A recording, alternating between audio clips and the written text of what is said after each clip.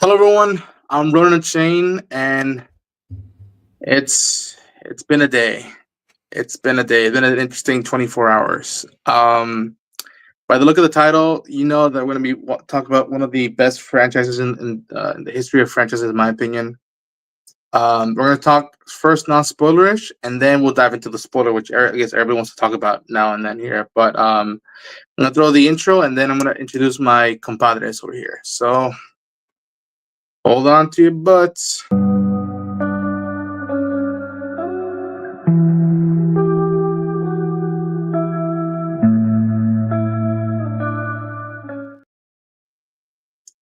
Endure and survive, everybody. Endure and survive. I'm Ronan Chain. I'm here with Johnny Bravo 6. How are you doing, Johnny? I'm doing good. A little traumatized, and I think we're all feeling it a little bit today, but I'm doing good. Yeah. I'm here. And I have someone who watched it with me between two different time zones. And yeah, Joro, Alexandra, how are we doing? Doing good, man. Doing good. Well, maybe not as good as I should be. I could probably attest to that. Yeah. Um. So yeah, folks, we're gonna be talking episode 2 of season 2 of HBO's The Last of Us. Non spoilers thus far. I think it is deserving of the ranking it got on IMDb. It is a killer episode 2, and I've been hearing people being like, "This feels like a season finale." Like, what the heck going on? And I think that's a testament to what Craig and Neil have been collaborating. And I think, and later in the season, Halle grows of the writing for this adaptation. And I've cared about Jackson more than ever with this show. Um, I think with Gabriel Luna and Rudy, I believe I'm gonna butcher her name, but yeah, the lady who plays Maria, um, they level them up so much with how they tell Jackson's story.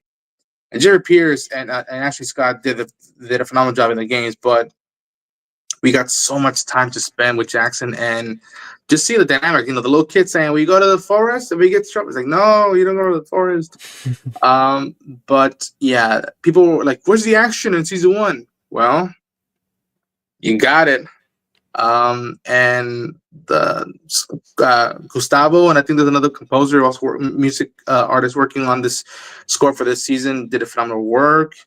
And I think everybody should get their Emmys in order for the coming months between this and Andor. Pedro, Bella, Kaitlyn, just bravo to y'all. But yeah, let's start with Johnny. Johnny, how are you feeling about episode 2 in non-spoilerish way?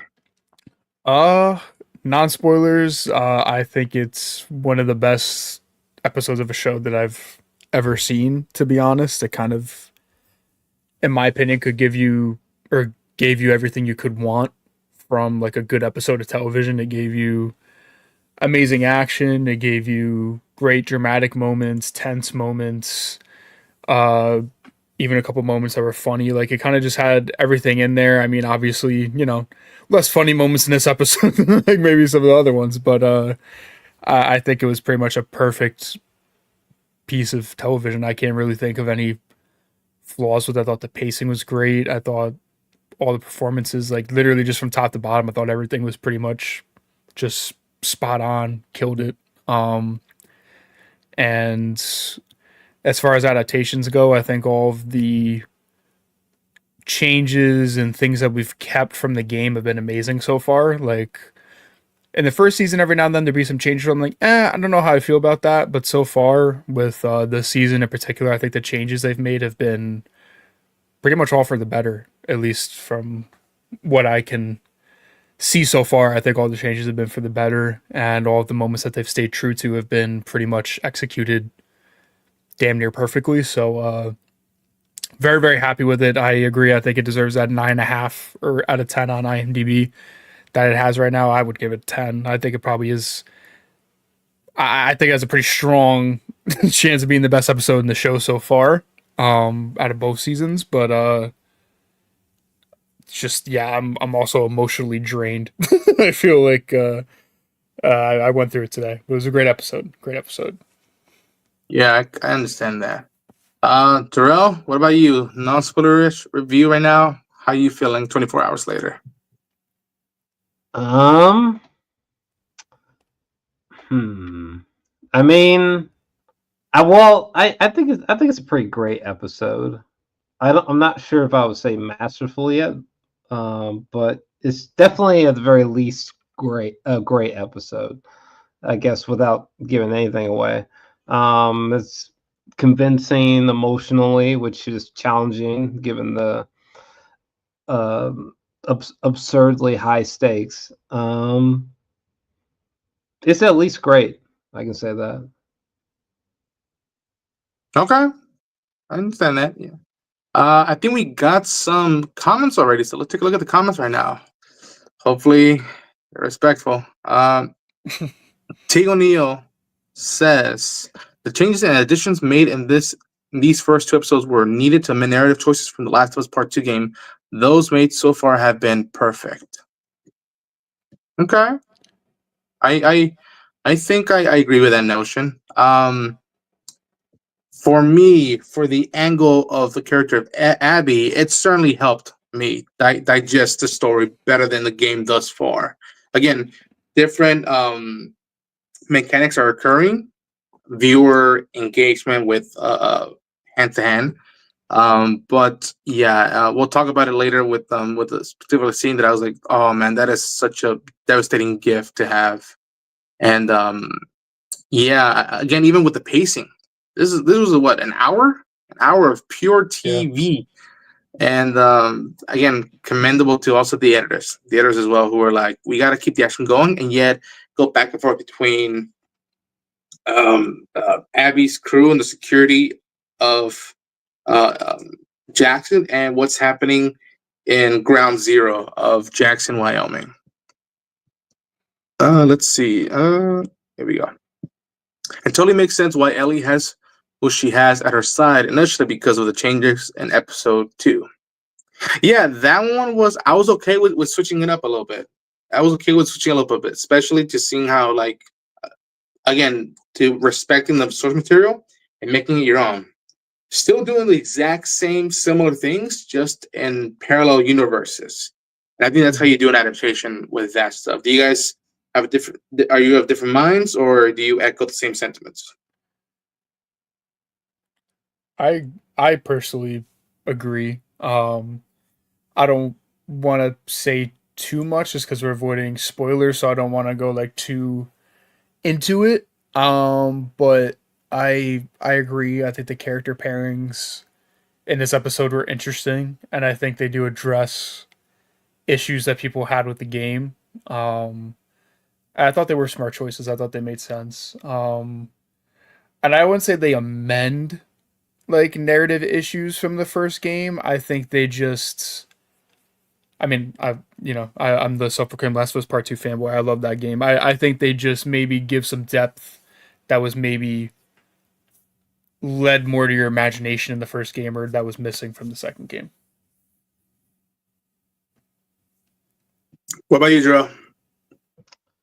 I'm forgetting one part of your question, but for me, the game is so much superior than the TV show, in general. So that's been something I've been wrestling with. Like, I just think, like, narratively the game is better, personally. I think all the pairings, like, that's fine. Whatever new directions they've gone in, most of them have been pretty logical for the most part. But I do think that the game is unfortunately significantly better, actually. There might be certain moments in the show where there's a great argument this is better than the game, but I think the game mostly is better, for sure. I don't know if that fully answers your question, but yeah. No, it's okay. Yeah. Yeah, I think to me, staying early on in the episode, seeing Tommy built up as the leader and whatnot, I think this is what he envisioned himself in the army, in Desert Storm, and then later on when he joined Firefly, and how he never really got the resolution or the full on calling until I think Jackson. I think Jackson is where he finally honed in, and it was third time's the charm, if you will. Also, shout out to the actor who plays Jesse, young Mazino. Man, that morning scene, literally from the game. Again, different vibes, but it's that no, you did. It's kind of fucked up, right? Boom, and it's just like, so good. Is this council Music Monday? I can neither confirm nor deny that. Do you wanna? I mean, Gustavo, man, he's been fucking killing it so far at the music, so it might as well be Music Monday. I mean, my God, this dude is insane, absolutely insane, crazy needle drops this episode too. That we can get into later. Yeah. Brian Margarito Garcia Fonseca. Abby, love. Ellie, love. Joe, love. Yes. Yeah, that is, we'll get into it in a few minutes right now. But yeah, I think, what else I want to give praise? I want to give praise to the infected.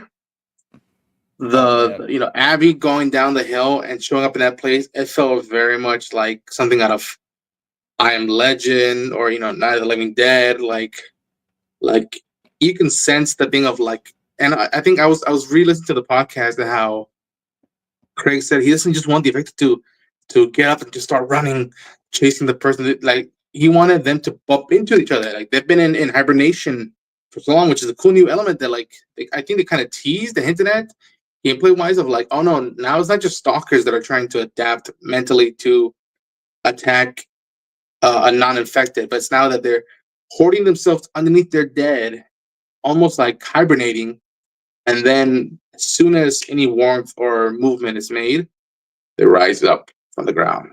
And have you guys been digging the element of like the pipes and how the weeds are now infected with the fungus and whatnot? Yeah, have you guys been digging that element? Yeah, that's been nice. Yeah.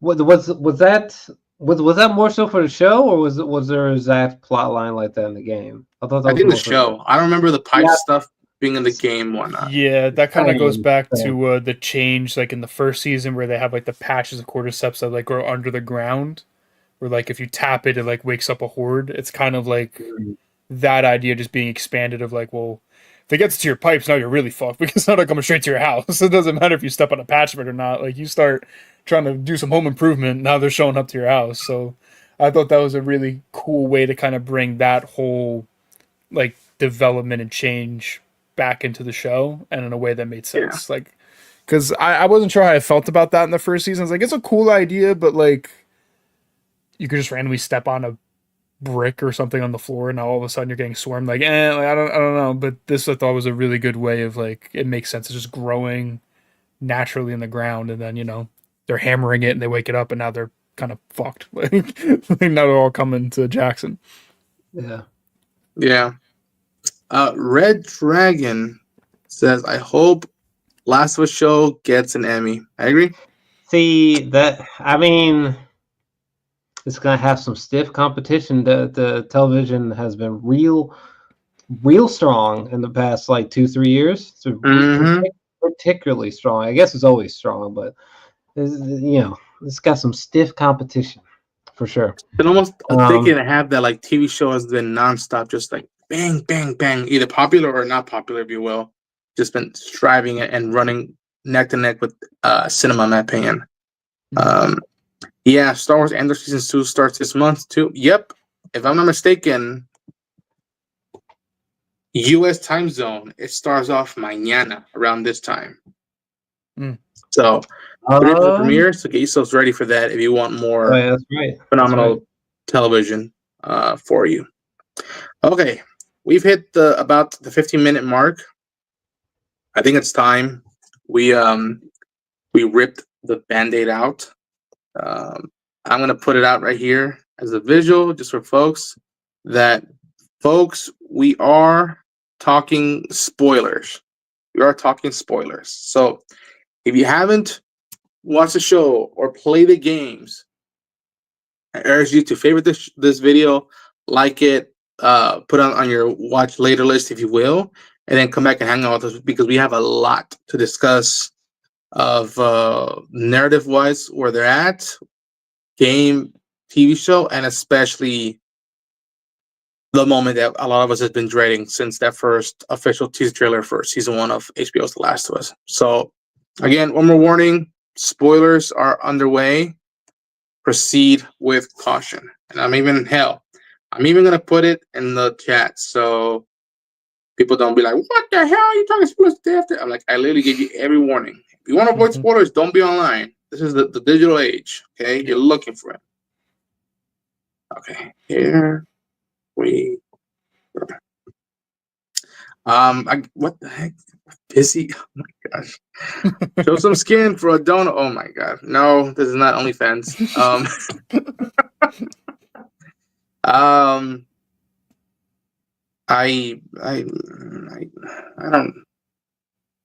don't know how to fucking look. Fucking, it happened. Okay, it happened. My paisano, my compadre, for months now, for weeks now, either friends of ours or on the internet, I've been fucking seeing golf memes and jokes out the wazoo. I'm gonna say this, like the game, this motherfucker goes down swinging, verbally at least. He goes, shut the fuck up and do it already. Just like, I got no time for no monologue. You either kill me or I'm gonna kill you. What's it gonna be? Yeah, dude, I fucking cried. Dude, yeah. Mea culpa. I'll attest to that. I fucking cried. It was brutal. It was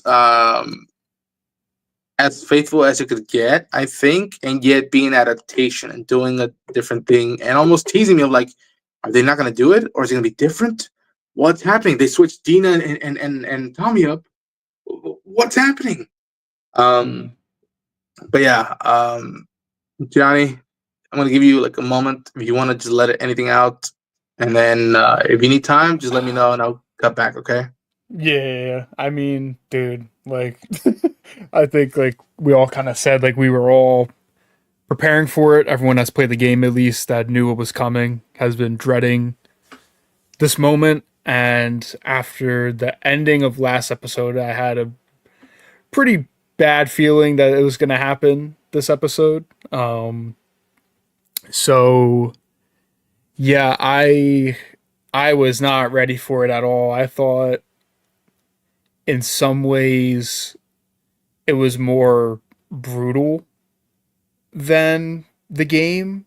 Maybe not as mean as the game, just because the game you get no context with whatsoever. It's just like, this is happening, like, and that's due to just the story of the game being like, at that point in the game they just need you to hate Abby because you're gonna go play this 30-hour long game where, since we're watching television now, they kind of just feed you her whole motivation right off the bat, which I think it works. It's obviously a big change from the game where you don't find out why Abby's doing anything she's doing until pretty deep into the game. So her basically giving her speech to Joel was definitely a big change. I didn't mind it. I enjoyed it. But yeah, I still like that. Like you said, they still gave him this moment of like, oh, just shut the fuck up already and get it over with. And I like that. I thought Pedro's performance was just phenomenal, where he's sitting there. He can just do so much without even saying a word, just the look on his face. Like, he was just sitting there taking it in.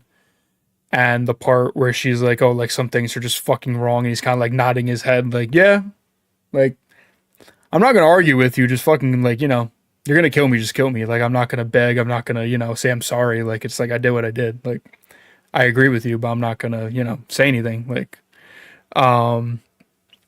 just a crazy, crazy scene. I think, since we're just going full spoilers, I think keeping Ellie awake after Joel's already dead was a really good choice. Yeah, that was fucking heartbreaking, man. When she crawls over to him and takes the little, like, the little the handle of the golf club out of his neck and is just lying with him. I already lost it, but I just couldn't. I was a mess, dude. Like her crawling over to him broke me and made that scene so much more just visceral. Like it was bad. It was really bad, and like the best way possible was bad. Like I don't know. I could keep yapping on and on and on. So if you guys have anything else you want to add, It's all good. Yeah, It's all good. Just I'll pass crazy. it on to Jarrell, and then I'll go last because I don't want to make a mess of myself. So, Mhm. Jarrell?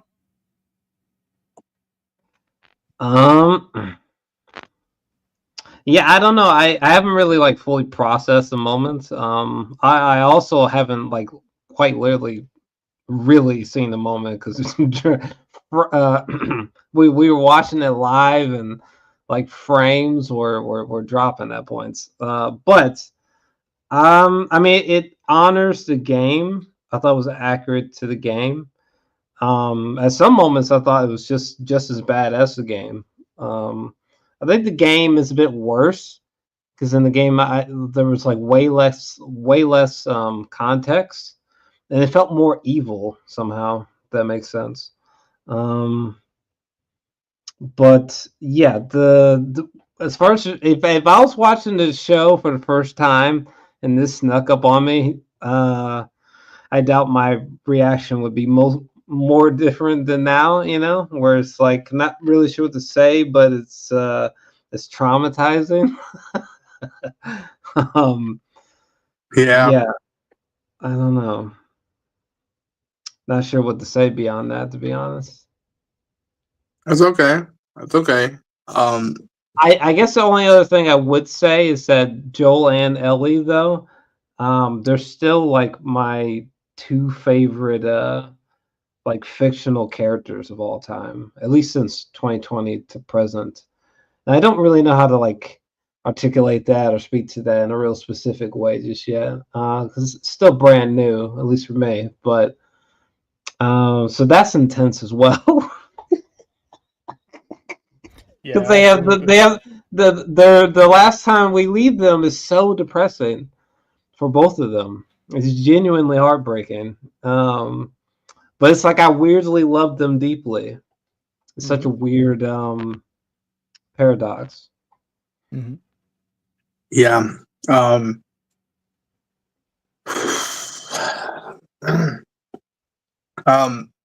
To me, what was also gut wrenching was Jesse bringing up, like, we got to go get stuff, and Ellie being like, okay, I'll just ride with Joel.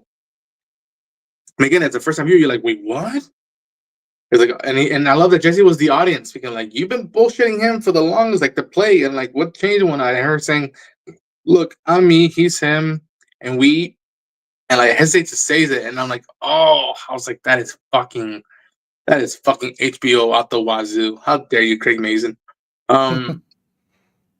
And said that nothing's gonna change ever, and just insist, I'm gonna go with Joel.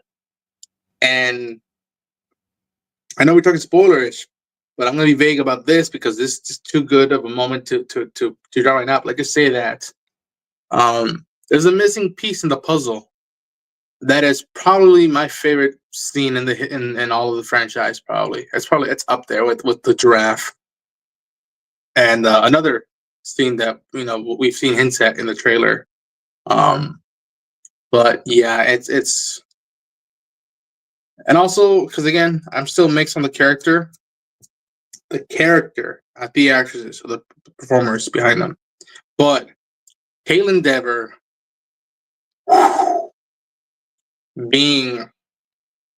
they humanized for me Abby way more. Like it was faster where I'm like, and I knew it was coming, and Estoril, I was like almost at points hissing. I was just like, God damn you, and yet there's these moments where she was finally having a confession with Joel and whatnot. At one point, she says, "You killed an unarmed doctor," and I literally go back and hear it, and I yell, "Bullshit!" I remember him speaking up that scalpel, and it's just like he was armed. You want to debate it whether it was for the greater good or what, that's a whole nother thing. But like, you don't bring a knife to a gunfight. I'm just saying. there definitely still is a there's a weird like wrongness to Joel's actions. It's interesting. Even though it's easy to like get behind, because ordinarily speaking, you get behind violence like that, and it's sort of like John Wick results, and it's like, oh yeah, it's fun. But I guess here we're just keeping it realistic, and it's not fun. I get it, but to me, it was also kind of fascinating to see her almost be hypocritical of like saying like, I was trained not to kill people who can defend themselves. That's what you are, but I am gonna kill you. And I don't care if you have a code on me or not, or you're a lawless piece of shit like you. They're just something that are just fucked up. And I'm like, ironic, isn't it? You saying that monologue. I'm like, ironic that like that. Yeah, you say you just shot him and just walked over his body. I'm like, yeah. In some regards, fucked up regards, that's more quick and done than shooting a 60-year-old's knee off or leg off, torturing him with a golf club. Like I don't know. Like some deaths are better than slow tortures, if you will. And so, and again, it's the culminating of the years in Ravena, and it's like she's becoming the thing she's hated. Mm-hmm. And there's the snake bite its own tail loop, and you mix it up with HBO sauce and whatnot, and it's right there. So shout out to Kill Endeavor who did that. I'm not gonna go too into it because it's her private life, but she, during the filming or before this filming started, suffered a loss in family, and so my heart went out to her because it's just like, holy shit, you have to bottle that in, and no pun intended, while filming these bleak, harrowing sequences, scenes, and saying these dialogues. And I know people still are like, she's not buffed or why not? And I'm like, I understand that in some fucked up way. In the game, that makes sense to me because that's the anti-Sarah Connor for me route you go if you want to do that mindset. Mm-hmm. But again, game, show, the fact that like Joel helped her and like almost again was protecting another teenager, Dina, Ellie, now Abby was protecting her. It made sense to go down the route. And y'all, like I've never seen adaptation synchronize cutscenes and gameplay so well. The way they did the scene, the fence scene, the slamming in, the hand being like almost cutting itself through the fence, man, yeah. and then them already setting up something of an element of Abby that you'll later on may or may not see that it was a gameplay that was like big forever. Like, oh shit, okay, so this is where this comes from. But yeah, do you guys want to say anything about Kill Endeavor or Abby? Or also shout out to Laura Bailey. Shout out to Laura Bailey. Yeah.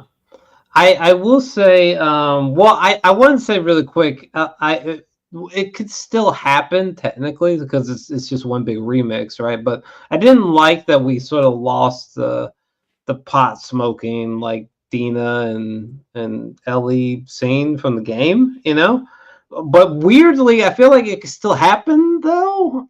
I guess maybe you could still like worm it in, but at least it appears that it's been axed in favor of Tommy's new additions, which are dope as fuck with the flamethrower. And those are fantastic, actually. But I thought that was like one of my favorite scenes from the game. It is a really iconic moment.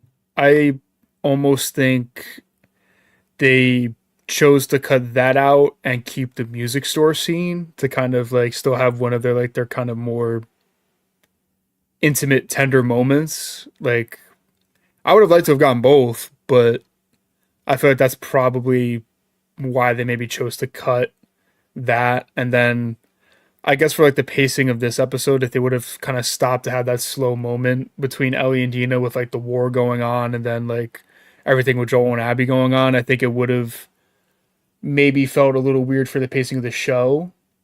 But it is one of the most iconic scenes from the game, so I would have liked to have seen it. And I think you could be right, where maybe we'll just see recontextualized somehow down the road. I don't know how they make it work, but they might. Yeah, I was about to say, is it not possible to remix it into the story now, or have we gone too dark, maybe?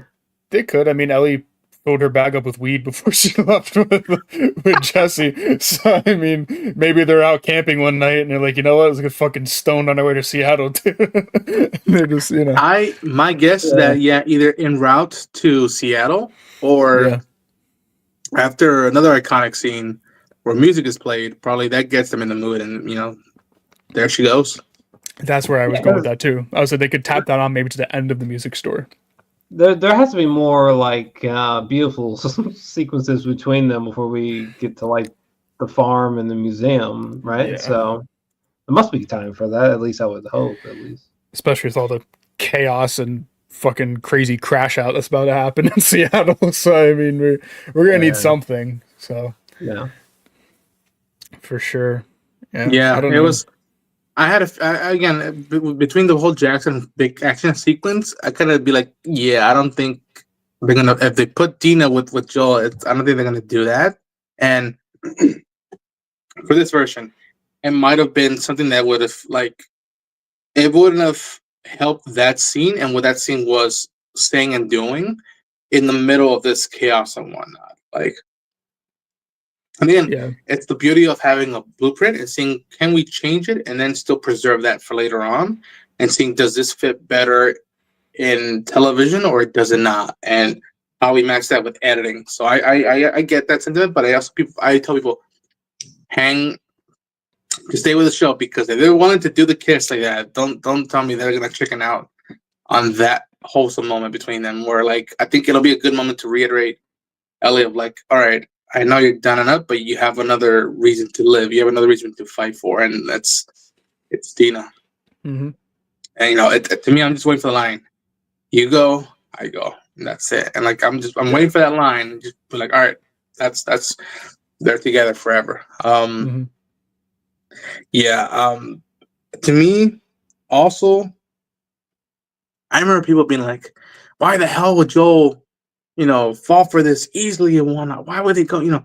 I love that at very certain points, they weren't trying to go to the lodge. They were trying to make their way back to Jackson. Yeah. It's just that weather was an issue. Timing was. I love that Dina was also not trusting of everything. Where are you coming from? Where's the infected coming from? And then she sees the bag, WLF. Mm-hmm. And also seeing Joel of the reason why they went there is because they said they have guns and food and shelter and whatever they need. When they get there, what is he doing? He's calling Jackson. He keeps looking at the fire. Mm-hmm. And so that tells you a lot about how much he's come to accept and need this community. Mm-hmm. And I thought that was just well executed wise. I've been even when he has gun pointed at him, he keeps looking at Jackson, not only for the people, but my brother's there, my daughter's there. I'm I need to get back to them. He really says, if I die going back, I die going back. Mm-hmm. That was very, very, very, very enhancing for that element of the story. I think that's the biggest strength of this season so far, and is all of the Jackson stuff. I think is really amped up. You get to see in the first episode Joel being in charge of rebuilding parts of Jackson, and him talking about taking in people, and you really get the sense of him being a pillar of the community. Where in the game, he's important. He's definitely everybody knows who he is, but I think showing him actively doing more stuff around Jackson helped with that. Even his little therapy session, hanging out with Gail and just seeing him interacting with different people in Jackson. I love that we got to see him with Dina.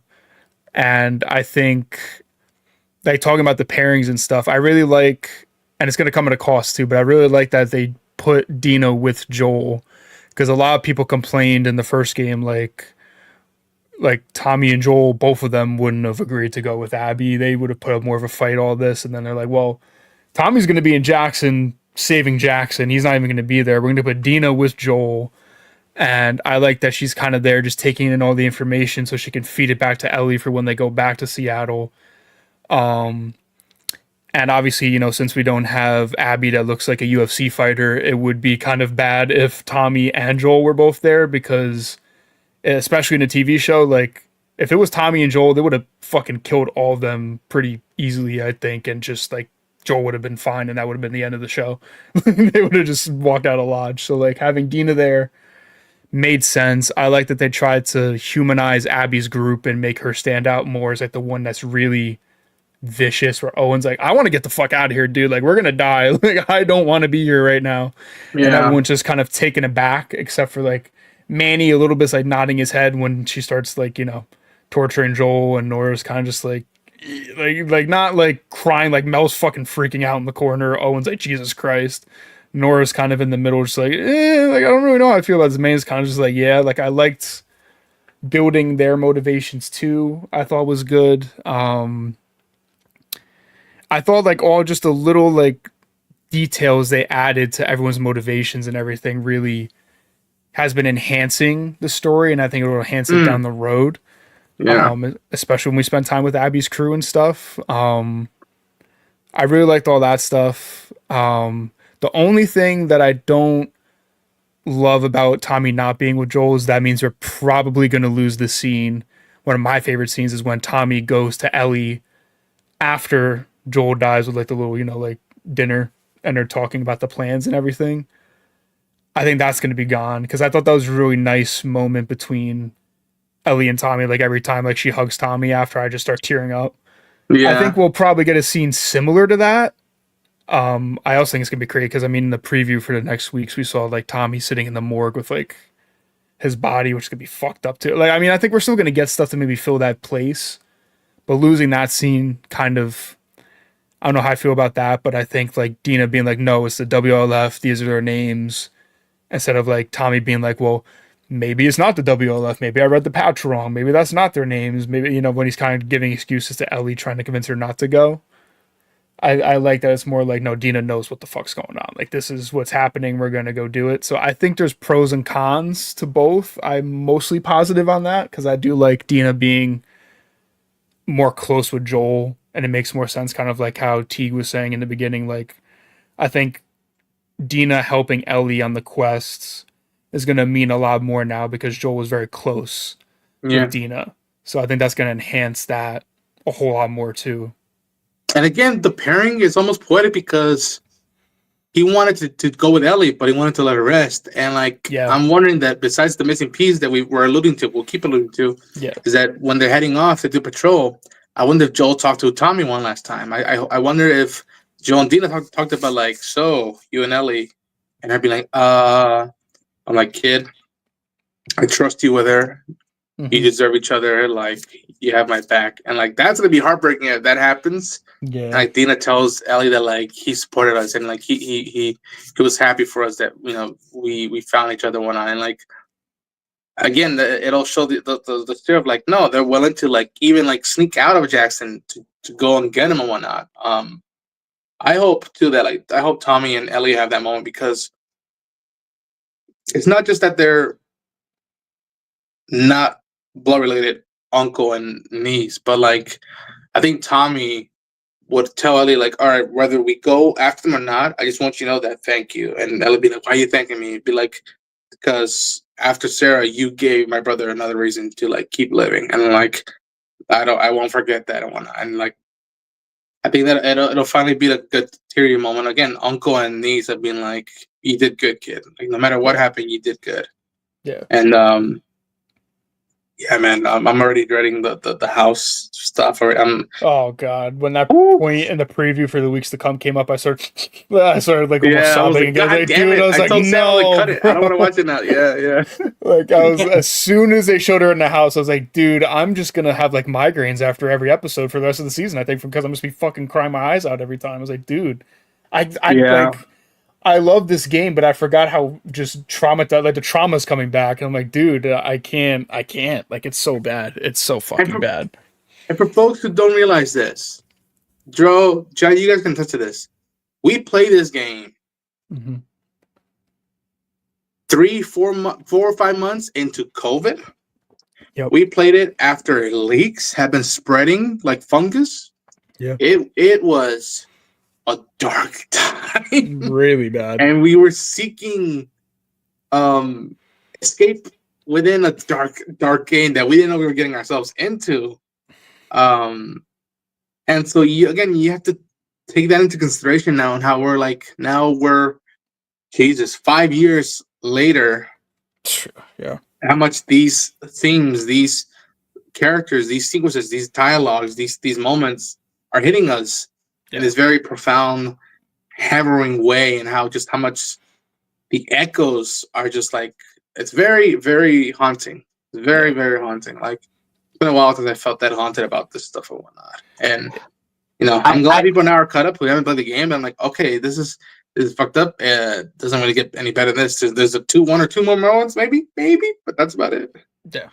I will say, I think one thing that they made that was a mistake for sure, is when it comes to Abby's size. I can, like, I'm sure most of their like intellectual arguments are pretty sound for why they chose the actress that they did and why they went with the look that they did for Abby. But unfortunately, I feel like this might be a crucial misstep, because Abby's strength and like her visual look in the game is such a symbolic thing, metaphorical thing, especially when we last leave Abby for the last time in the game, which I don't even want to talk about, even if I wanted to. But so that, like, if you're gonna like skip all that makes a number of scenes upcoming just questionable in my mind. Because one thing that made Abby like so wonderfully hateable and engrossing was her like freakish strength, which caused some scenes to be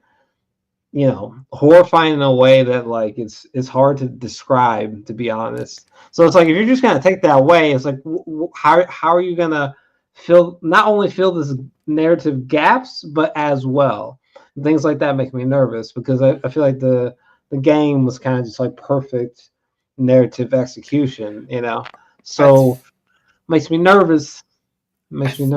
I think what they're going for in the show, and then watching like the behind the scenes like every week after, Craig keeps talking about and emphasizing, really making a point of the similarities between Ellie and Abby.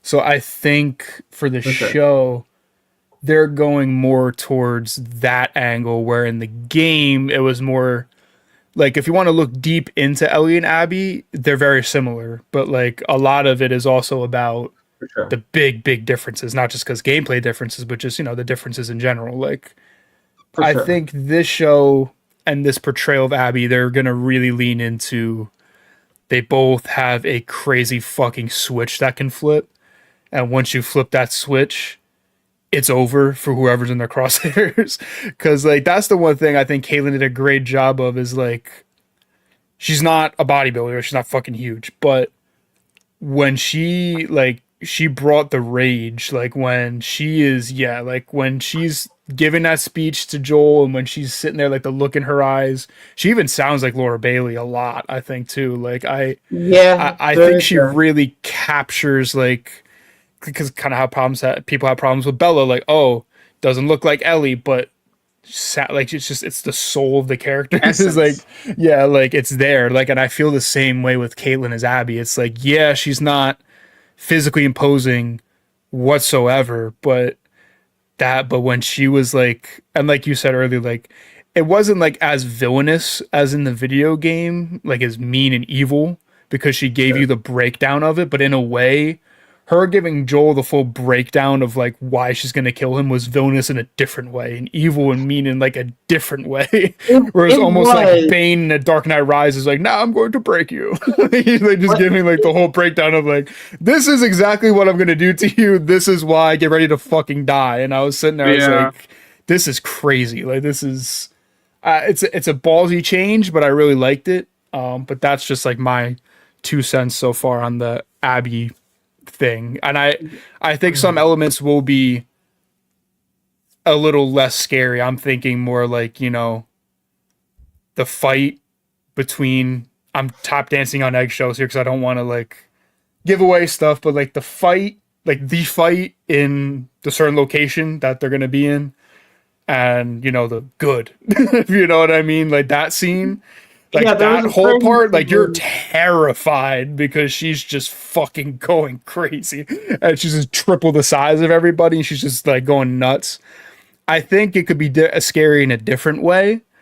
But I don't know. That's all up to execution. I think that might even be season 3. I don't even think we might see that necessarily this season. I don't know though. I don't even know anymore. Neil and Craig, Maybe nuts. not. I don't know what's gonna happen. You know, like, because some people were saying like, oh, well, you couldn't find an actress, and I was like, wait, what? Like, just someone that I just freeballed, which is Katie M. O'Brien. She was a lot. She was in Love Life Bleeding. Yeah, which is that A24? I think that might be A24. Yep. I could be wrong, but someone like that could have been perfectly fine. So I don't understand this narrative like, oh, well, maybe they couldn't just find someone. I'm like, pretty sure they could have. And also, like, her strength made certain scenes in the game genuinely horrifying in a way that I don't know that you can replicate another way. Like, there's one moment with I'm trying my best not to spoil this, but like, there's one moment with Dina, and one of the last moments that we see Abby in the game. These are two moments that if you just take her strength away, when her strength was there, that's what made those scenes just make you be like, oh my. What? I just fell down like some nightmare tunnel, but it was perfect. But it's like, if you take that away, I'm real skeptical that you can just kind of hit anywhere near that level of quality. Maybe I'm missing something.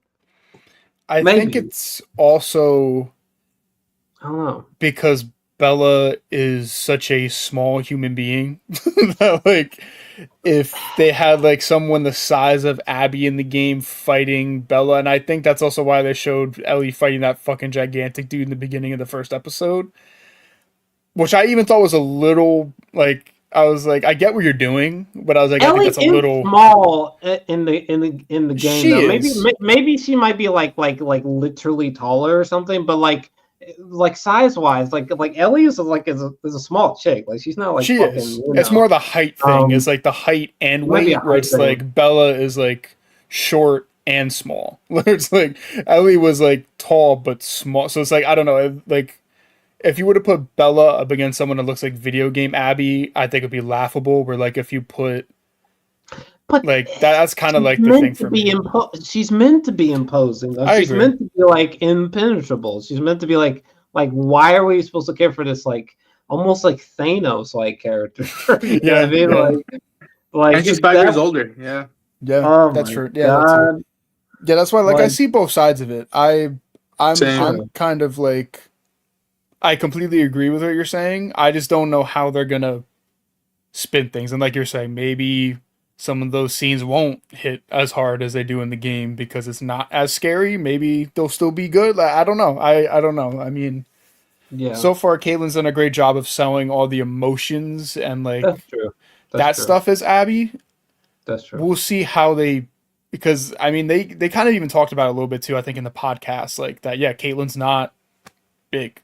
Like, she's not big. So I don't know if they thought of ways to work around that to still make her scary. Like, I mean, I don't know. We'll see what happens, but that's definitely what made her scary in the game, because this one particular Dina scene, which I don't want to give away, made Abby like genuinely terrifying for real. Like, I remember just being like, I'm not sure what's about to happen next. Like, I want to describe it, but that feels like maybe too much spoilers. Maybe, I don't know, but man. Yeah. The game was so fierce. Jesus. Oh man, it was brutal. And that's kind of why I was surprised too by, I think in some ways, I know I've gotten like mixed response when I've said to people, I almost think that this Joel scene was maybe a little bit more brutal than the game, just because like the whole like stab in the neck was like, that image haunts me, like that, where like you don't even really see, like you see like the angle of Joel getting hit with the club and like, the fucking brain on the golf club, which is gross, but like there's something about just seeing him beat to a pulp and then just shoving that thing through his neck on the floor. I was like, dude, holy fuck. Like, because so far the show, I've said one of my criticisms of last season was I thought it was very tame. Where like the game is disgusting, bro. Like, it is so gory. I remember when I played part 1 on PS5 and I shot a dude's head off with a shotgun, his brains were just sliding down the wall. Like, the level of detail in the gore is gross. And I feel like the first season, like even Joel going through the hospital, I thought it was pretty tame. I was like, It's like, I don't know if I'm a fucked up person for wanting a lot more gore and just create, like, I wanted to see arms flying and heads. Like, I want to see, like, I wanted to really, like, when Joel was going to the hospital, I want you to, like, see, like, holy shit, like, he is going insane. Because when you're playing that part in the game, like, there's body parts all over the floor. Like, you know, like, you leave a mess in that hospital. And, like, Joel still did, but, you know, it's not as much. So I was almost caught off guard by how maybe in certain ways this was more brutal than the game, where I feel like the show's been a lot more tame with the gore than the game. And that was one more thing going sadder. into this season. Yeah. Like that's one thing I was a little scared about going into the season. I was like, yeah, I agree with they need more infected, but I also said I think they need more gore, because I said too, I was like, if you need like for that Joel scene to hit, it needs to be gross. It needs to be fucked up. And it has to be hard to watch. And it was very hard to watch for me. I was really not having a good time watching that scene. And I've played the part 2 like maybe 10 times. And again, they didn't close in on the leg, because after every hit, you heard him squealing, and that was what broke my heart. His Pedro's screams were, oh my god, like amazing in the worst way possible. I was like, this is really, even when they put the tourniquet on his scream, I was like, oh my god, like every time it started making me cry. Like every time he made a noise, I was like, and they made him look older, which is again kudos to the makeup team of like how you made Pedro look older, and grizzled and whatnot. So like I think they did a great job selling that moment. Like they really needed that to hit. And it is a haunting image. Like they really, because like I said, in the game you see him get killed, but like I feel like there was a lot of shots of him just laying there beating the shit, like on the floor, just fucked up, golf club in the throat. Like they really showed it to you. I was like, this is really, like, this is bad. Like this is really, really bad. Like I know a lot of people want to bring up the Negan thing in The Walking Dead, and I was like, honestly, that's kind of comparable. Like it was very disturbing to watch, where it was even maybe more disturbing in a way than The Walking Dead, just because it's like the main character of the story. Glenn was a big character on The Walking Dead. Spoilers for The Walking Dead, sorry. But like but it's just especially a lot more where different. Pedro's at right now. And yeah, it's an older man too. People kept saying, you're not gonna he didn't do anything wrong. Like, you're not gonna like what? Like Avengers FF, Mando, like what? Like you're not gonna do this. And then it's just like it's I remember Craig almost laughed. He was like, "Oh yeah, the studio HBO who made Game of Thrones, they kidnapped Stark in the first season. They're not gonna do that." Yeah, when he said the podcast, I was like, "Why the fuck?" I was like, "Why didn't I think of that?" Even though I didn't watch Game of Thrones, like, why didn't nobody think of that? That's why, like, when he said that, I started laughing. I was like crying, listening to the podcast. Like, oh my god, what the fuck you gonna say? And he said, I was like, yeah, actually, that's kind of funny. Yeah. It's like, he's like, what the fuck you mean you don't think we do that? Of course we would. it's like you evil fuck. It's like, I love you, but god damn it. I think the problem with what they did is that it is too much. I think that's the truth for sure. I mean the second game is like the greatest video game that I've ever witnessed. But I do think it's too much, which I guess clearly was the point. But man, I really think Neil kind of it's therapy. Well, yes, but yeah, he definitely does. I love him, but the guy's a little fucked up in the head. He sort of overclocked it. Like I don't think he anticipated like just to the extent that people loved this fictional character Joel.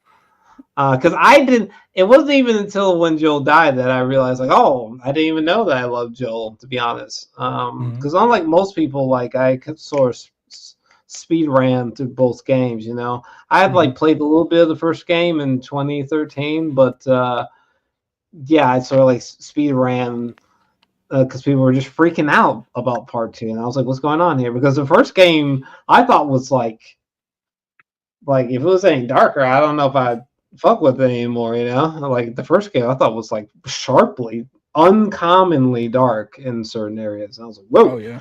It's a good thing it's not darker, so you can only imagine.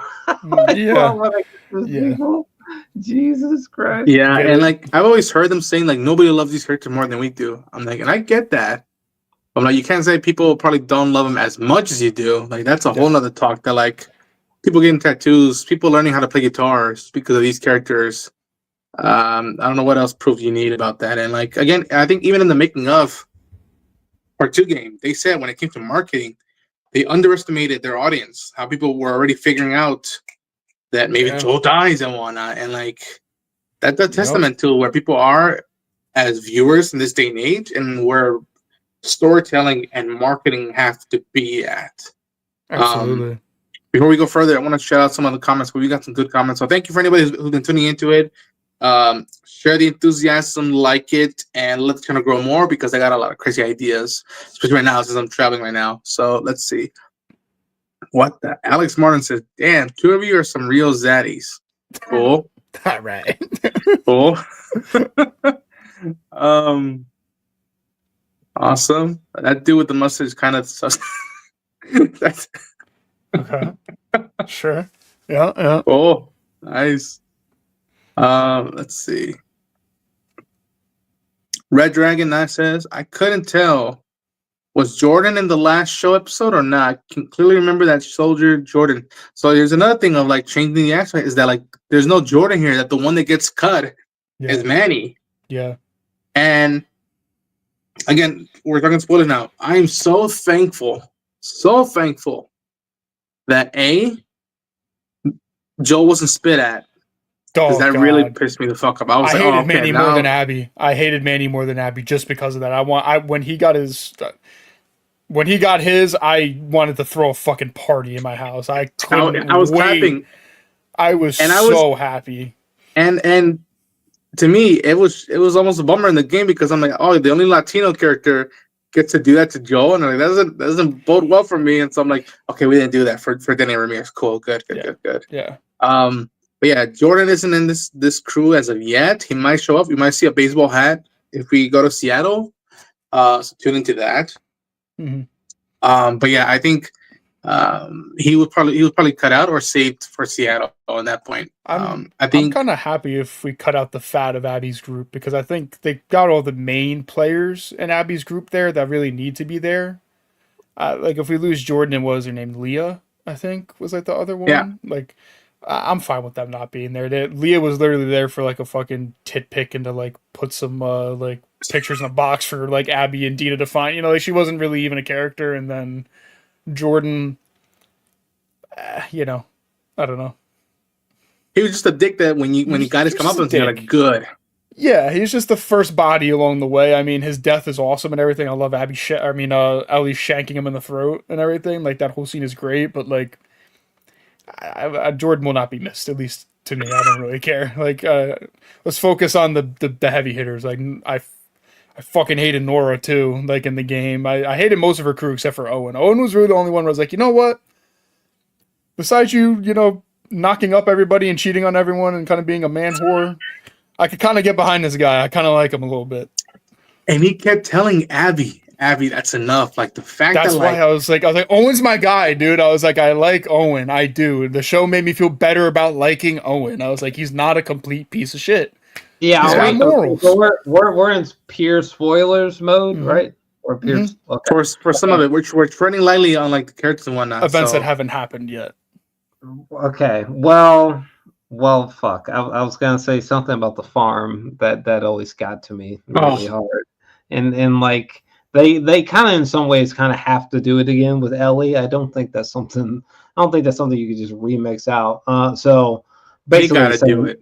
Basically, like they season 1 already. Sheeps and stuff. I'm like, no way. You just threw that line for the heck of it. No, and all I gotta say is by the time we get to that moment, you know, that was the only time in the game where for the first time, like.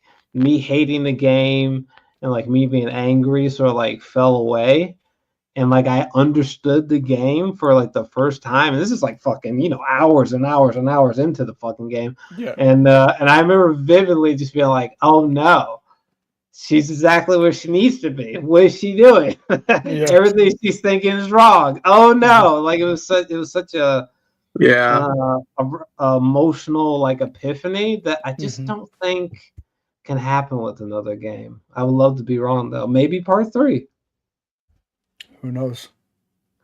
Yeah. I think Teague O'Neill says that I'm also wondering if looking back on season 1 that because of the cordyceps and Ellie, if she and the infected and or the fungus itself are talking to each other without realizing it. That's interesting. What?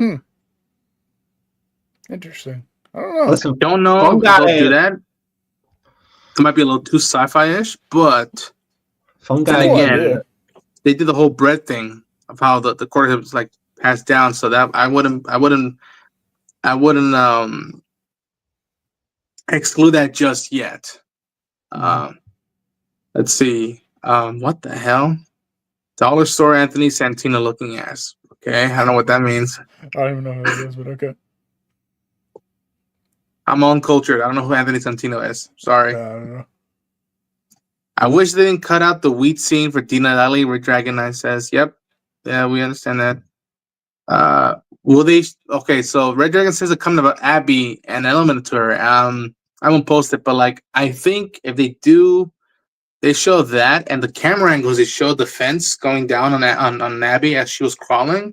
Red Dragon 9, they might do that sequence later on, but I think that won't happen until season 3. Honestly, even again, depending where they're at by season 2, it might even be season 4. So I don't know. Yeah, I don't know how long it's gonna take. It could be 3 seasons.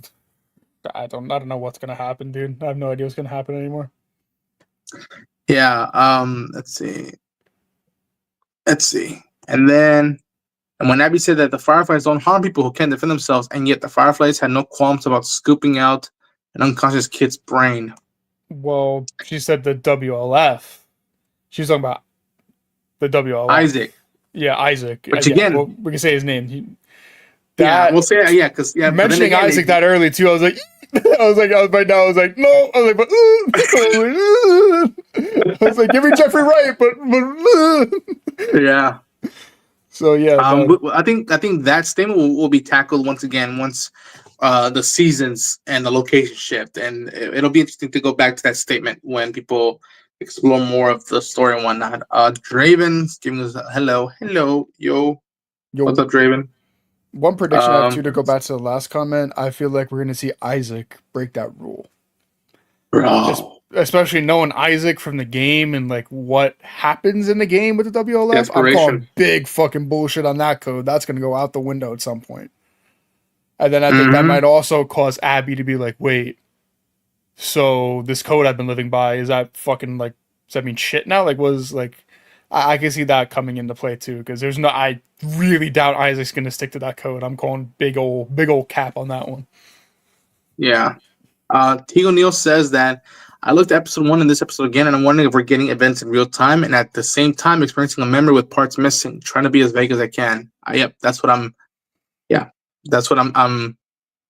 That's the narrative I'm going with. I'm like, they're doing most of the stuff linear, and then it'll be either in cold openings or like ending openings, cold endings of just like, oh, by the way, you forgot this one piece and whatnot.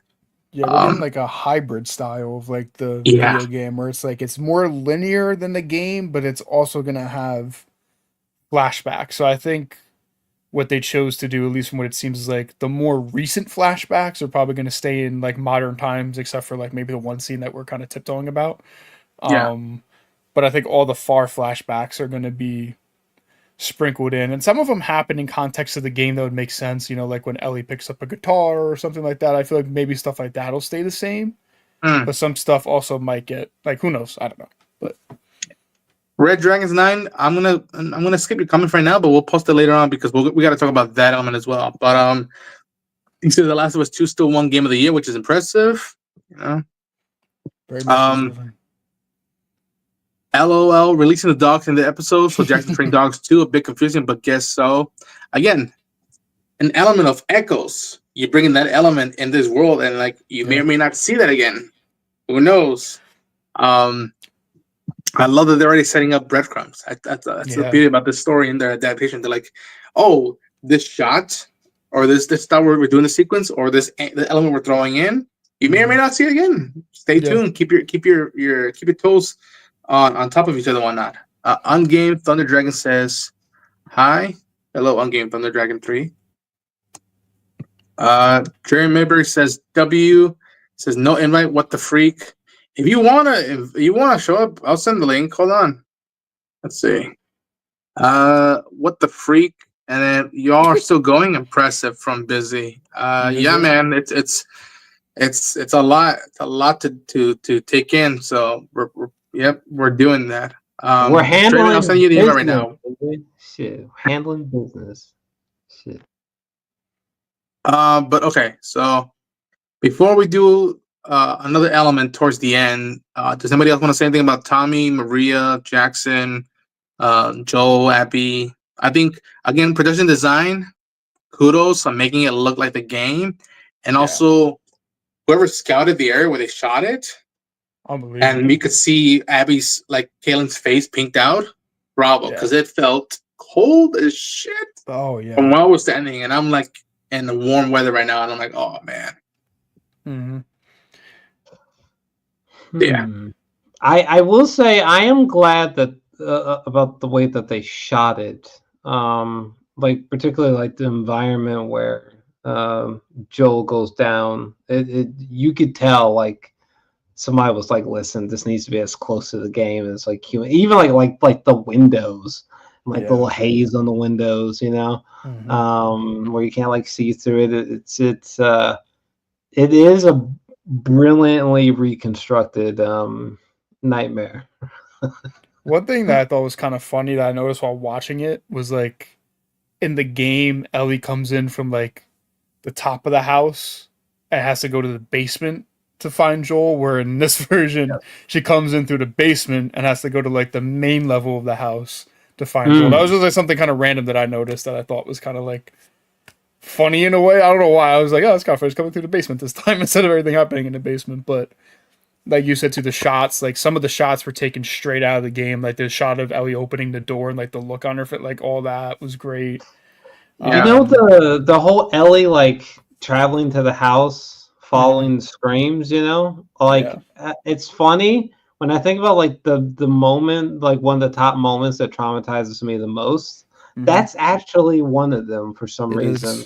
Particularly when I first went through the game, there was something about like that knowingness that like something extremely was wrong with Joel, right? Especially when his leg goes out in both the show or the game, whichever, you know. Yeah. You're just like, wait, what? And then when you're going to the house and you're hearing the screams, there's like a level of horror or trauma there Absolutely. that almost was on par, if not worse than getting the answer of like this is him being beat to death. Because it's like almost the fear of the unknown at that point, where it's like you're getting there, you're like, what the fuck am I about to see when I open that door? Like, what's happening, but it's like, what are you gonna see? You hear it, and you're going through this dark house. You're like, what? Can I not open the door? Like, I don't know. In some regards, I kept hearing John Carpenter's The Thing theme, just boom, boom. Just like, you're in the snow, and something bad's about to happen. And again, like Drew was saying, I just hear boom, boom. We got Draven here, who's also seen the episode. How you doing, Draven? Nice. Yo. What up? How you holding up? Bro, I fucking cried my eyes out, bro. I'm not even like the biggest Last of Us fan. I just cried because it was sad as fuck. No, like, fuck, dude. I even watched it like this morning. I watched my own reaction. And I started tearing up before work. I'm like, bro, this shit's fucking sad, bro. Maybe it's just because like Pedro Pascal, but like, I don't know. It was sad. Again, for the uninitiated, it's a bold move of like, wow, you're killing off your star right now like that, and what does that say about that was maybe the boldness of the studio and the writers behind it? Be like, it's what this story needs to be told and what they chose to do with it. That was maybe my favorite part of watching the episode. Was like, I said it before the show with like Ronan. I was like, I played the games, like my mom watched me play the games like a movie during the pandemic. My dad has no idea what the fuck is going on in the game, so he has no idea what to expect. So we sat down to watch the episode, and I already saw it, so I knew it was coming. So when everything's happening, me and my mom are sitting there like crying our eyes out. And I'm just looking over at my dad and he like, when he watches shows and movies, he's usually just kind of like blank. His jaw was like on the floor. He was like just sitting there like And he was like looking over at me, like concerned, and then looking back at the show.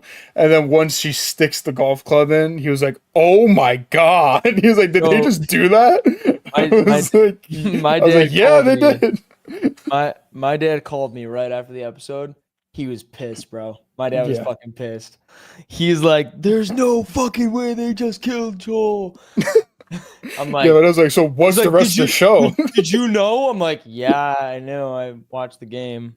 And he's like, he was mad. He doesn't know if he's gonna watch it anymore because he's like, "How are they Busy gonna had not fucking seen it do yet, without and he had Joel?" seen, like a thumbnail of mine, and he again, we had talked because Gerald kept saying, I think I figured it out, and Busy just called me, he's like, "You okay?" He's like, "Yeah, I'm not okay." He's like, "You good?" And I'm like, "Yeah, I just need to walk around." And I literally, after the episode, I laid down for like 5 minutes. I went walked around Chiba here in Japan. He's like, "I need him," and then hopefully none of the locals were like, "What's wrong with that sad American?" But yeah, like to me, somebody kept saying, so this is how it felt to be a fan of A Song of Ice and Fire, and then when Red Wedding happens, this is how it felt and whatnot. And like again, people comparing it, whatever. To me, this is my Red Wedding. This is my, Absolutely, Glenn, yeah. So back to it, and it's just like, yeah. No, I've never. That's why I said like it's an achievement because like I said I played part 2 like 10 times. I've never cried so hard while watching a show my entire life than I did while watching that Joel scene, and I knew beat for beat what was coming, what was going to happen. I knew how it was going to play out, and I was still just sitting there. I was like, dude, this is like unbearable. I'm really struggling getting through this. And then, like I said, the little like changes they added that made it hit a little bit harder. I was like, dude, this is bad. Like this is bad. I was not. I knew I would cry. I didn't expect to have like the ugly like lip quiver like like I was sitting there. I was like, dude, this is fucking bad, dude. This is really bad. And then I don't think we talked about either the final shot of the episode dragging his body. Bro, I was like, there's no way. As soon as they cut to like people coming out, I was like, that better not be. I already knew as soon as they showed the show. I was like, no. And then you see the string. I was like, no. And then you see the white sheet with the blood. I was like, I lost it again. I was like, oh my god. It was heartbreaking seeing people's reactions because again, I haven't fully seen the episode again. I just see people's reactions. People when they saw the body being like pulled away with the horses, that's when it hit people. Were like. So again, the friend I kept saying, "This is a dream sequence, right? This is a nightmare, right? This is not real." No, it's just it's fucking haunting and disturbing. The whole ending is haunting and disturbing. It is insane. I love that like Joel went into I forget her character's name, but Catherine O'Hara's character, the therapist, entered her house and he sees a painting of a cowboy and a horse.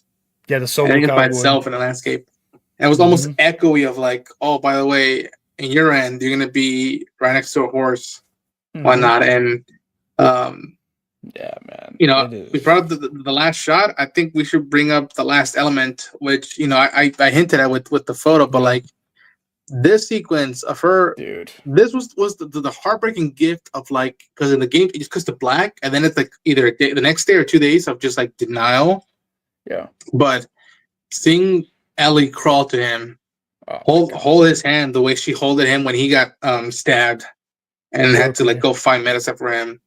Her wheezing because she got kicked in the ribs, sitting right next to him.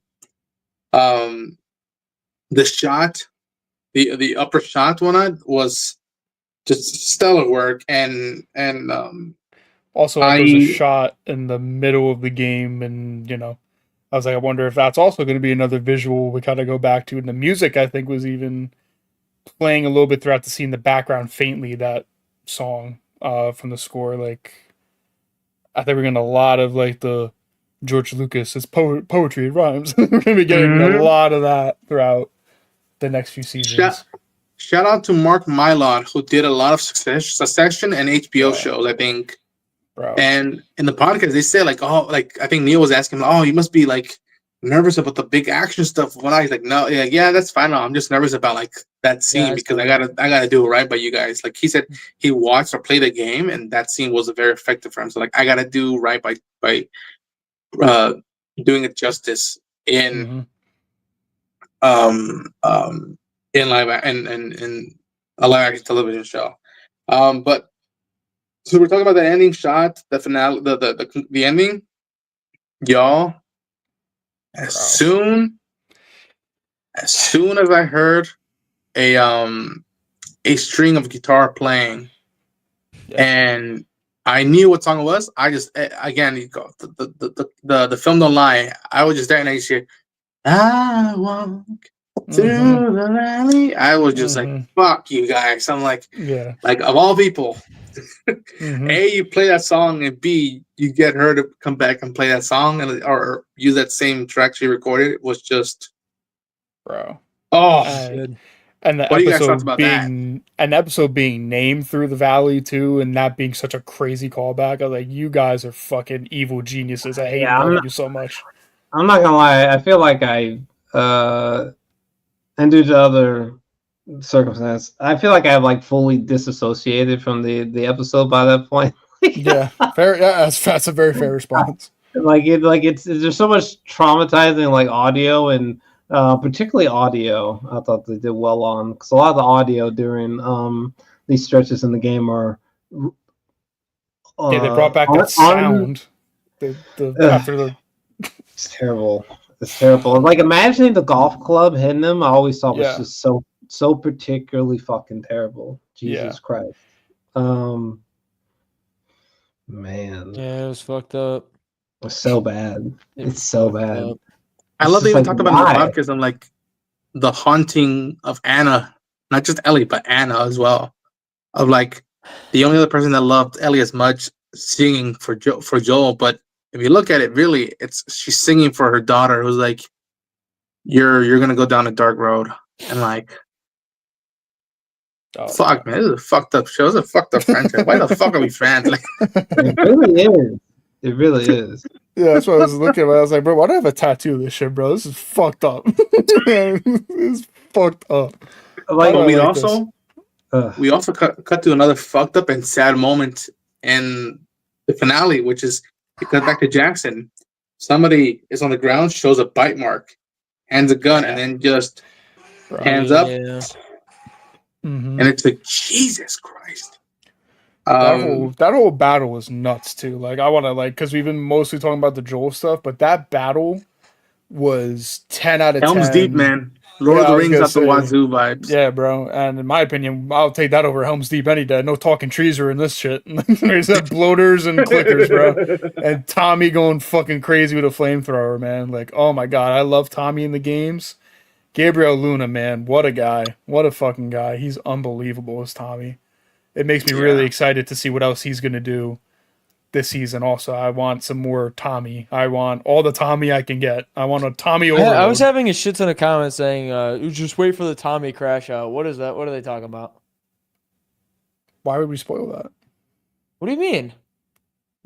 Just wait for the Tommy crash out, dude. I don't want to. What does that even mean? I want to say this is that there's need more moments. Bro. Like we said, again, keeping it very vague, that like there's only like maybe 2-3 more nice moments, and that's it. It just gets worse. Oh, we're entering a cesspool of garbage very soon. It is only bad vibes from here on out for the most part. We've been there. We just dove head first and almost broke our necks in the deep end of it in this episode, but there's a lot more to come. It is bad. There's a lot of crash. There's Tommy crash. Everyone crashes out, dude. It goes fucking off the rails. Yeah. Again, I think people were saying in the comments that they shot this during the winter, which I'm like, God damn, I can't even imagine what Canada was during the winter and what they had to put up. And again, just scheduling. And then let's see what else. In the game, the area where Joel was attacked was a lot darker than the show. From a lighting perspective or whatnot, maybe, I guess. But like, again, it plays out very similar. I mean, there's a horde chasing them and whatnot, but like in the show, there is a horde chasing them. They just barely made it on their horse town. Like, I like that there was, what was it, frostbite or whatever that Dina had. Yeah. I like that they added that element to that. I'm like, oh yeah, that would make sense.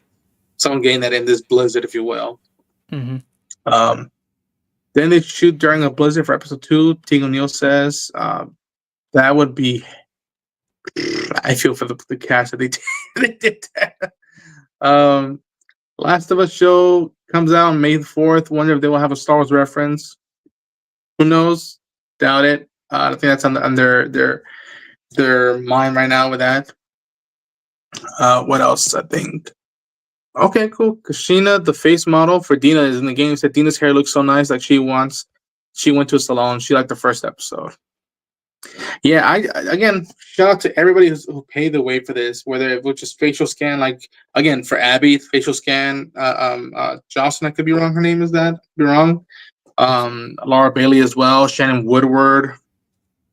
Just a rich tapestry just to like dive more deep into it and let other stuff be explored in it. Like again, knowing that Eugene was a vet in Vietnam. Mm-hmm. And how much he had to be put like again the vagueness of being put down on I wanted to see why that was the main reason other than he was just a firefly. And I'm glad that someone said that like Joel, like when Abby was like talking to him in a way and asking him to like tell me what you did, and he says, I saved your life, and she says, what life? And then shotgun to the knee. I was like, at least someone said it, because I'm like, it makes. And again, she was reaching for the gun when he saved her, and yeah, I can't wait to see compilations of people just timing it of all of us when the gun. He's like, "Give me your hand," and he's just like, "Oh no!" Yeah, it's just don't go in the house, Joel. Get out of there. Just no, like, oh, no. It was. Let her get crushed by the fence. Fuck it. Yeah, I think that's another thing that's hard. Is that his death is it's just a horrifying Jesus Christ, like, and disrespectful too.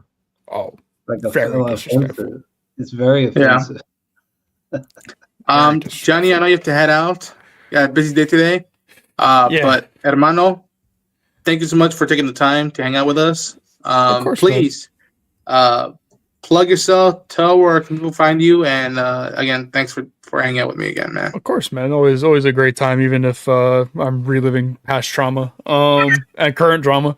But Johnny Bravo 6 on YouTube and Twitch. I'm slacking on content, but as long as Ronan will have me on the podcast, I'll be here talking about The Last of Us with you guys. I had a great time speaking with you gentlemen tonight. I'm emotionally exhausted. I don't really know what else to say. I've cried more today than I think I have in months. So yeah, rough day, but a great day. What a day. Hermano, to the edge of the universe and back. Endure and survive. Take care, man. See you, kiddos. God damn it. See you guys. See ya, man. I think we'll be wrapping it up soon. Draven, is there anything that we missed that you want to talk about in the context of this episode? Oh, I think you got everything covered. I'm Okay. not gonna lie. And we talked about it this morning, so I was also it was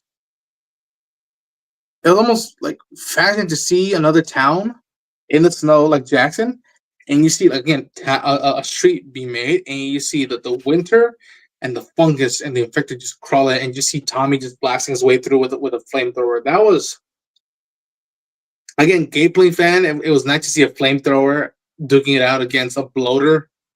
And it says a lot about Tommy seeing the bloater, seeing or sensing Maria shooting at him, and then goes after him, be like, "No, me, chase me." He's a G for that, in my opinion. I'm looking through my notes, see if anything I forgot. I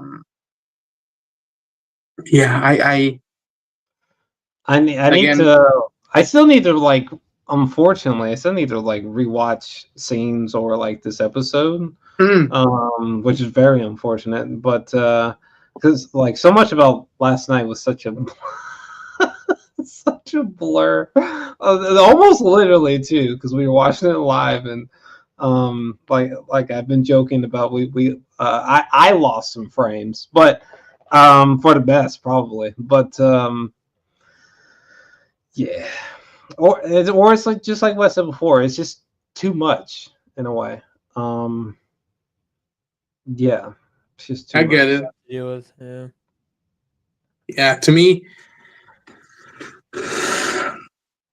And it was even sad hearing the the interviews when and Pedro being like, I'm in denial right now. I haven't even watched it yet. Just too damn sad to like experience it. Which again, someone of his caliber right now where he's at in his career, it's so like nice to hear how much he actually gives a shit about this stuff. It's not just a paycheck. It wasn't just a cool script. That like he got something. He took away something from this experience with this franchise, and we got a cool new look at Joel Miller through his lens, and I haven't, I would ask this to all three of them, but I feel like after seeing last night's episode that Ashley Johnson, Troy Baker, and Laura Bailey respectively would be proud of Pedro, Bella, and Kaitlyn. I think not bad.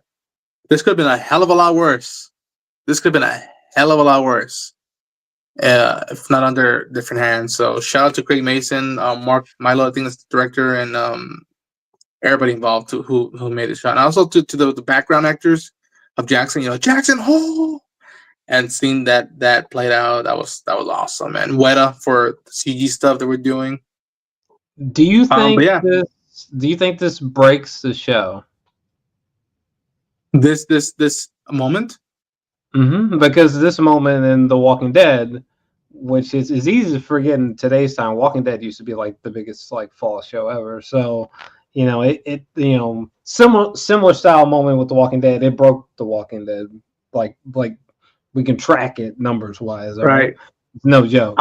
You can see the decline from the season 7 premiere to season 11. So do you think that this will happen here? Because The Walking Dead is not going to have nowhere near as long of a life as a series. So it'd be shocking to see them go past like season 5, to be honest, if they even get that far. So do you think it survives this hit? Because they did it accurately, and these poor people didn't even have the luxury of like a leak. They were just like, "Oh my god, we love Joel," and then bam, I don't know, Jane. What do you think? You think this would break viewerships a little bit, or? My dad already said he's not watching anymore, so I don't know. I mean, there you go. Maybe, honestly, maybe. But I think some people want blood. I think it'll decrease a little bit. I'm not gonna lie. But yeah, I don't know. I truly do feel like, again, everybody kept saying, "Where do you go after this?" Because this felt like a season finale in episode 2. So I don't know. I mean, there's some moments I still want to see, but then again, I play the game, and again, I think for me, optimistically, I think people who are ready to quit on the show just now, I think same amount are eager to be like, all right, well, let's go. Pack up your bags, your guns, your arrows, your bottle, your bricks, your knives. Let's go. Let's go after them. Seattle, WLF, let's go get them. And so I think there's as much as people being like, let's go get for blood. And then it's just like, that's a whole odyssey. That's a whole odyssey right there itself. So I hope not, for the sake of the material, how rich it is, and selfishly because I want Last of Us Part 3, and then I want to have a good bookend, like for me, in my opinion. But what do you think? You think it's over, Joro, or you think people will stick around? Are we talking about Last of Us Part 3, or just like continuing this season? Oh, this season. Oh,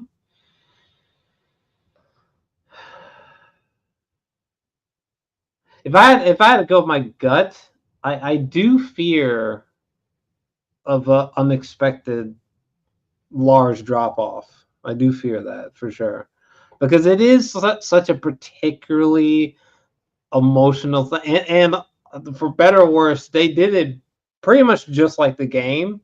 So it's hard to imagine that like most of that same audience is going to be like, yippee, let's continue. Like there does seem like, oh man, could this be like a fracturing?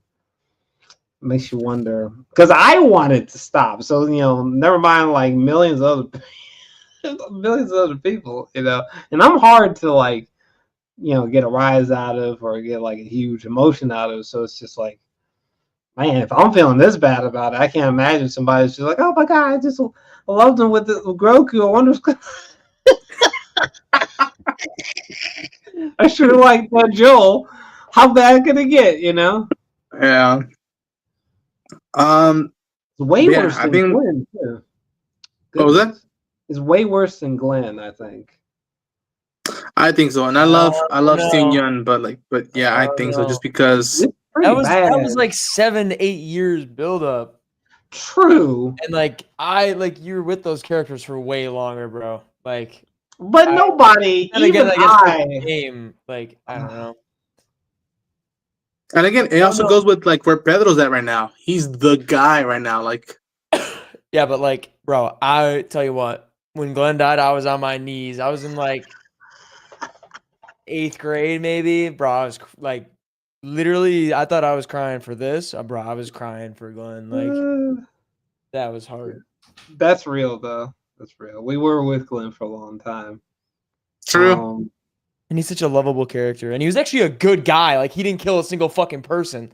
Like, Glenn's a good person. Joel is not a good person. But damn, at least it was just like, well, shit. If I was gonna love somebody, of course you love Joel. Jesus Christ, you gonna do my boy like that? Shit, goodness. So I don't think Joel's a bad person, but he's done bad stuff. That's a whole nother conversation for another time. Yeah. He's definitely a bad person. We're not gonna talk about that right now. But yeah, I think let's see. Let me wrap up this with this. The choice of the titles for these first episodes was demented. It's apropos. It is apropos. As fucked up as that sounds. But yeah, folks, I think we're gonna wrap it up. I think. Besides this, we have the Team JVS review that not. I mean, Gerald, we barely spoke in it, but like the others said a lot of the episode itself that you can go check out. But yeah, it was an experience. It especially sucks for me that I'm traveling. I'm not in the comfort of a place where I can just go and do stuff. But anyways, still, we did it. We watched it, and we talked about it. Again, kudos to everybody at Naughty Dog who brought us here, and then kudos to HBO, everybody who gave us the best scenario they could have with this adaptation, and then these again, very profound, heavy subject matters and stories moments. Muchachos, thank you so much for taking the time out of your own days to hang out with me and talk a little bit about The Last of Us. I want each of you to plug yourselves and tell any final thoughts, and tell where people find you. Let's start with Joel first. Okay, yeah, it's just as it is on the screen. That's my main YouTube, my main hub online where I push out content, so you can find me there. As far as the episode goes, it's just too much right now, but it's what they gave us right now, so that's where I'm at with it. I get it. Draven?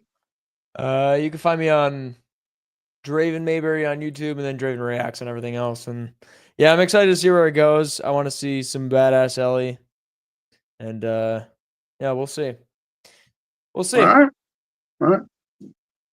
You can find me and Draven hanging out most times either at Party Nation on Lance Geek Drum's channel, and almost every Wednesday on Council Creators with Chainsaw Reacts channel. Hopefully we can get Jarrell in there sometime soon. To at least try it once. But yeah, folks, stay tuned to this channel. It's growing every day. Especially if you're a Last of Us fan, or you're a Star Wars fan, you're gonna want to hang out here with us, because not only are we 2 ways into season 2, but we're gonna be starting Andor very, very, very soon. Mere hours away from it, and we got plenty of stuff to talk about between these 2 shows and more. So hit the like button, subscribe to the channel, share the enthusiasm, let people know from HBO and Underdog, whatever it may have you. In the meantime, for anybody who suffered and who cried, my heart goes out to you. I'm sending you tissues and air hugs as much as I can. Yeah, to quote Ellie and Savage Starlight, to the edge of the universe and back, endure and survive. Take care, everybody.